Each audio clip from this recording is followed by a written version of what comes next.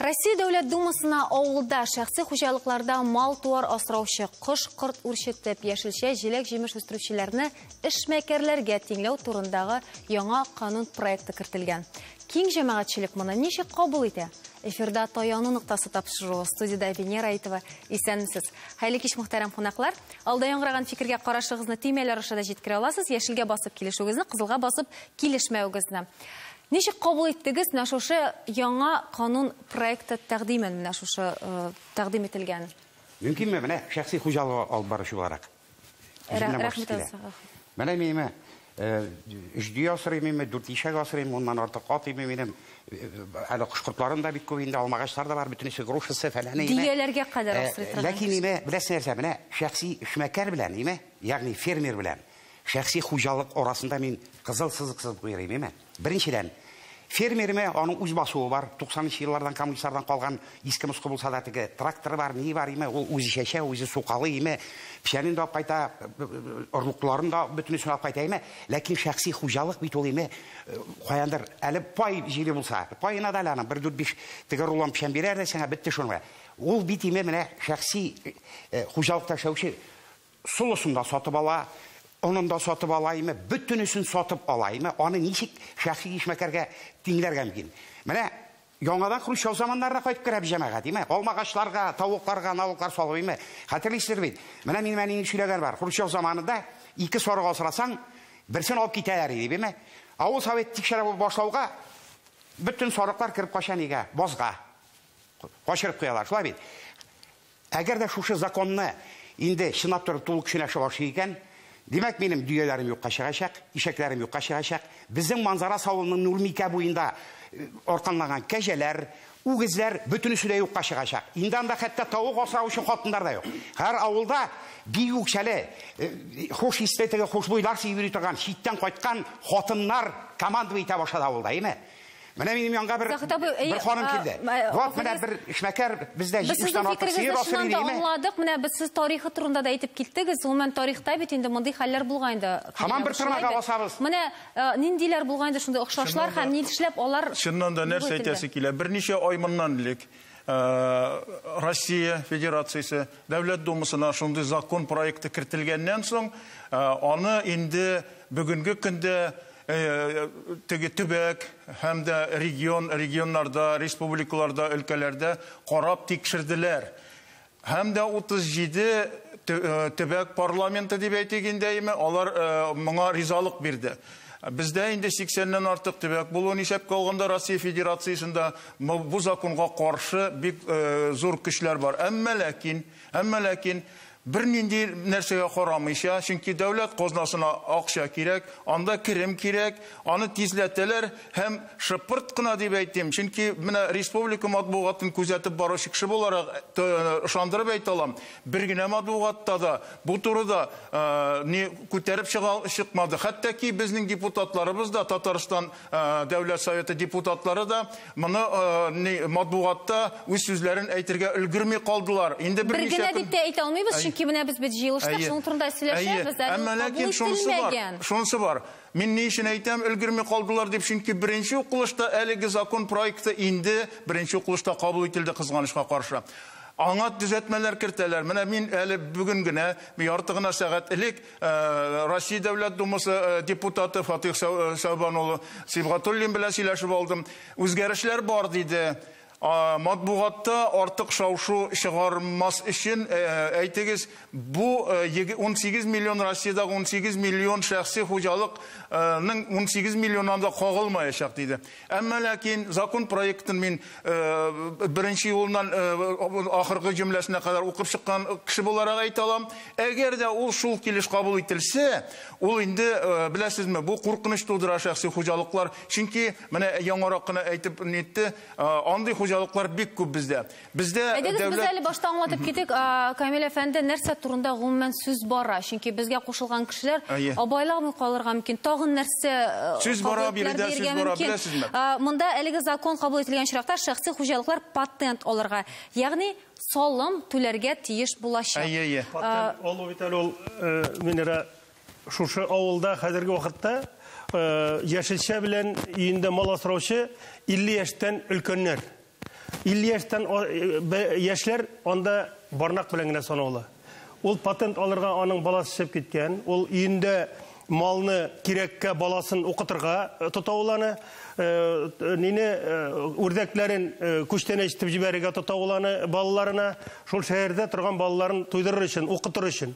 Монда буланы сата дип патент алып, шушы 60 яшьлек кеше шуны булдырып йөри аламы? Бердә булдыра алмый уланы.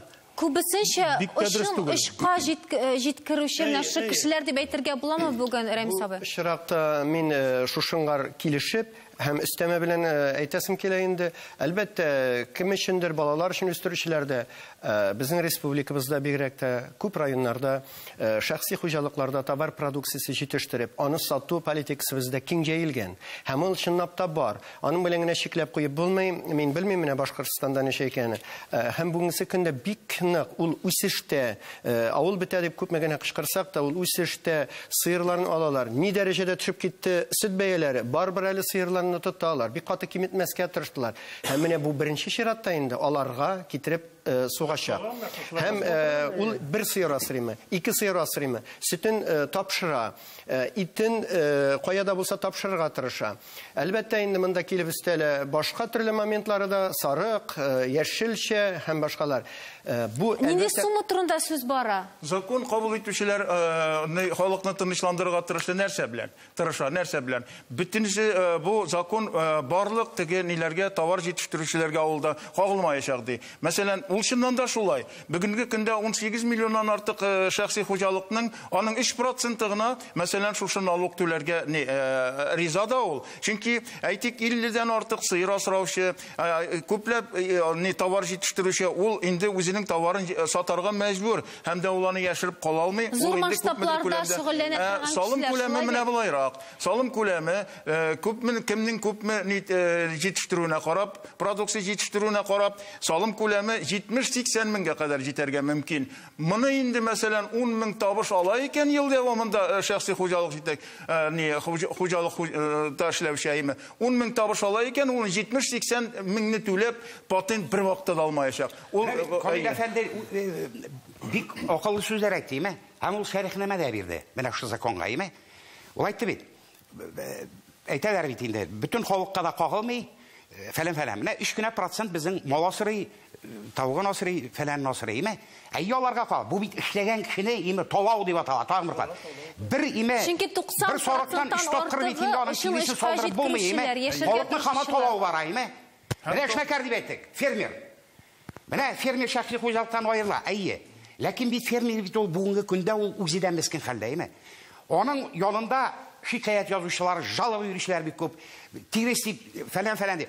Ләкин менә бу безнең депутатлар, мин аларга ышанам, безнең дәүләт советы, безнең президентыбыз безне һичшиксез яклап чыгачак. Мал сораучылар ни өчен? Бер вакытта прокуратура тиресен тикшереп йөри башлаган иде. Президентыбыз Миннеханов әйткәч, карагыз аны, шәхси хуҗалыкларга бәйләнмәгез.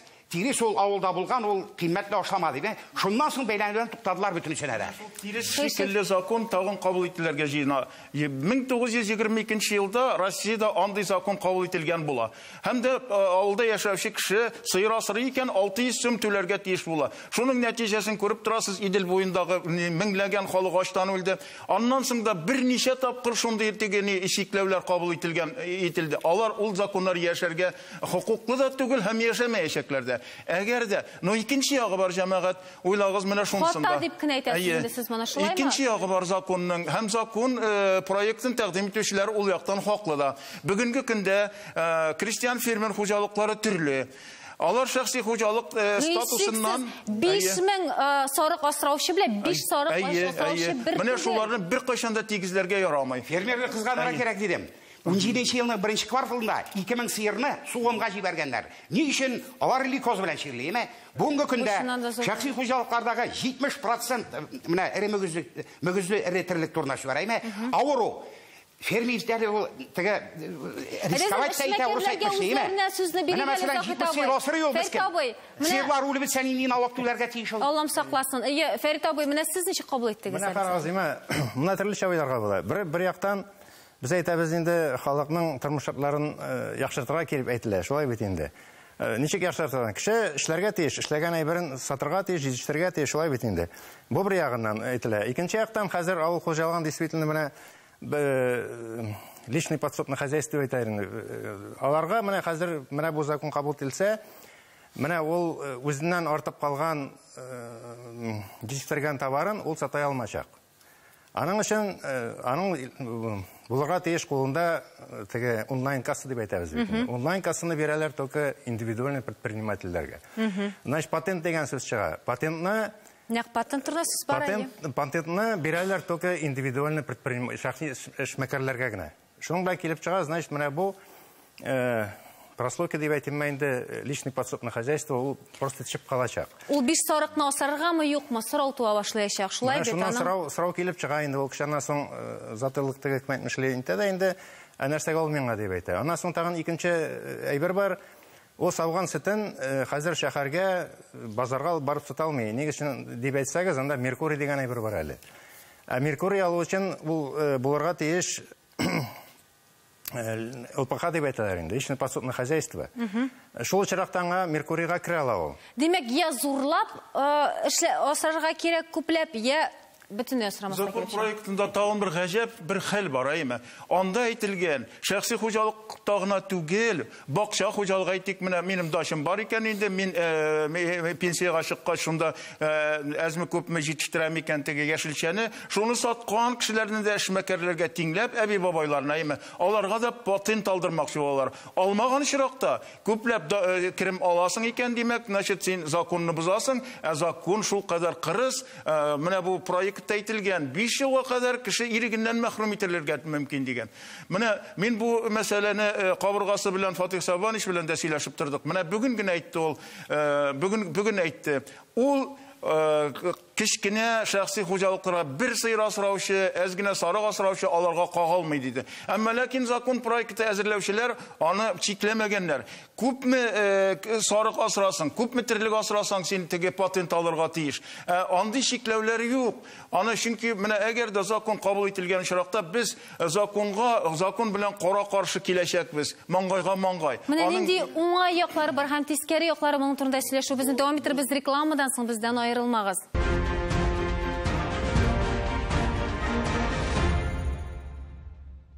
Татарстан Яңа гасыр каналында Таяну нуктасы тапшыру без дәвам итәбез. Рекламага китер алдыннан без яңа канун проекты хакында инде сөйләшә башлаган идек. Хәзер авылда яшәп җиләк җимеш җитештерүче, мал-туар асраучы һәм аларны сатучылар инде эшмәкәрләргә тиңләргә мөмкиннәр. Моның турында сөйләшә башладык. Менә Фәрит әфәнде, сезнең фикерегез? Бу законның иҗтимагый нигезе юк. Экономик яктан бер нинди дә нигезләнмәгән. Ничек нигезләнмәгән килеш, аны инде беренче укышта кабул иткәннәр. Әйтеп китәм, авыл хуҗалыгы продукция җитештерү һәр вакытта да ул зыянны экономик яктан. Менә бүген алып карасак, статистик мәгълүматларны республика буенча карасак, дәүләт субсидияләрен алмасак, безнең бөтен югары дәрәҗәдә оештырылган авыл хуҗалыгы предприятияләр, алар зыян күрәләр. Аларның зыян дәрәҗәсе 2-3%. Дәүләт субсидияләре белән алар чыга инде 9-10%-ка. Инде хәзер алып карасак, авыл хуҗалыгы продукциясе шәхси хуҗалыкларда җитештерү, аны инде дөресен әйткәндә патент түләрлек доход эшләп булмый анда. Әгәр дә алсак бөтен шәхси хуҗалыктагы продукцияләрне патентка түләрлек продукция сатып, ул тандан табыша алмый. Чөнки ул зыянны.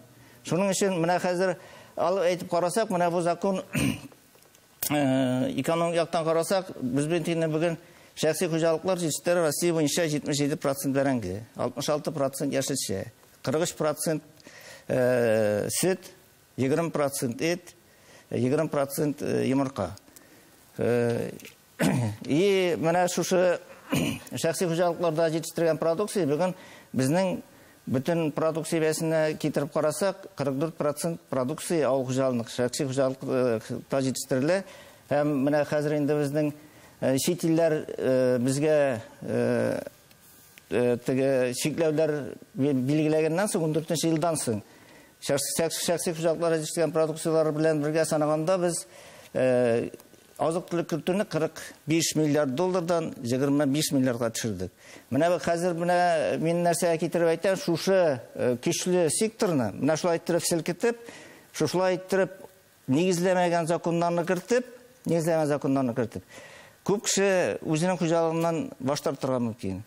Анар нишләп авыллар бетә дигән китереп чыгарга мөмкин, ул Бу законның төбендә нәрсә ята дигән сорау туа. Бу закон югыйсә бит депутатлар да безнең халык тарафыннан сайланып куелган вәкилләр. Хикмәт нәрсәдә? Мин беренче укылыш дәвамында, укылышта кабул ителү дәвамында кайбер депутатларның чыгышларын тыңладым махсус. Ванда әйтәләр, менә мәсәлән, берничә мисал китерделәр. Берәү авылда яшәп, үгезләр асрап, 3 ел дәвамында 3 миллионнан сумнан артык кирим керткән. Моны тикшергәннәр, тапканнар. Әлбәттә, ул ниндидер күләмдә түләргә дә тиеш салымны. Андыйлар менә хикмәт шунда, андыйлар аз. 3-5%ка. 3%. Дөрес түгелдер дип уйлыйм, чөнки авыл кешесе шул кадәр аның отпускысы юк. Ул иртән 5-тән торган, кичке 8-гә кадәр эшли. Отпускыга бармай хөкүмәт шушы законны кабул иткән, язган кешеләр, алар кайдадыр ял итәләр, айлар буена. Бу авыл халкы ул иртә таңнан кичке караңга кадәр эшләй. Аның бүгенге вакытта 1 литр солярка алыр өчен 3 литр сөт издавать итәргә кирәк. Кая анда табыш булсын инде? Ул шушыны үзенең тракторы бар, үзенең алганларны лизингка кредитка алган. Уларны түләй алмай әле аны сколько интегә. Менә мин сколько авыл ерләрендә йөрим. Күпләре белән килгәндә менә шушы 5-6 фермер белән мин фермер түгел инде, алар авыл хуҗалыгында эшләүчеләр. 5-6-10 сыерга кадәр мал асраучылар. Алар минем белән иттеләр. Менә кулларын итеп, мин моны да теге эт ниеннән конкурган кешеләрбез. Булай да безне бетә икән, моны ташлайбыз. Кирәкмәй дигән менә нидә, без авылны бетерәчәкбез. Авылны Хөрмәтле җәмәгать, шул вакытта шәхси хуҗалыклар турындагы Россия Федерациясының законында шәхси хуҗалыкларда җитештерелгән продукцияның үзеннән арткан өлешен сату эшмәкәрлеккә керми диелгән бит. Һәм салым түләргә тиеш түгел дигән закон әллә кайчан ул бүген дә үз көчендә. Әмма ләкин депутатларыбыз ул законга яңалык кертмәкче булалар. Менә Алар бит халык мәнфәгатьләрен кайгыртучы кешеләр түгелмесен. Аларның аргументлары менә булай. Соңгы вакытларда, соңгы берничә ел эчендә, әйтик 3-4 ел эчендә шәхси хуҗалыкларның салым түләмәү дигән теге салым түләмәвеннән кемнәрдер үзләренчә файдаланып авылда яшәүче андыйлар да бар. Крестьян фермер хуҗалыклары хәзер үзләренең статусын калдырып, шәхси хуҗалык статусына күчә башлады. Ул кем әйткәндә, бу кайбер депутатларга нигез булып тора. Әмма әлегедә баягы андыйлар күп түгел. Аларны ниндидер теге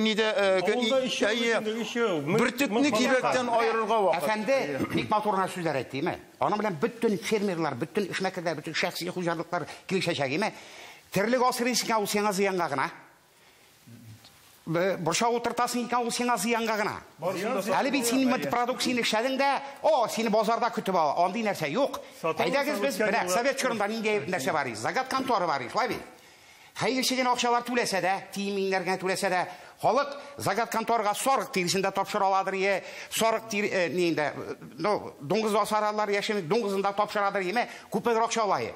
Әйдәгез загат конторга ошаган бер шундый оешма уйлап табыйгыме? Халык, бөтен халыктан эшмәкәр ясыйбыз, халык сөйнеп кенә тунашак бергә.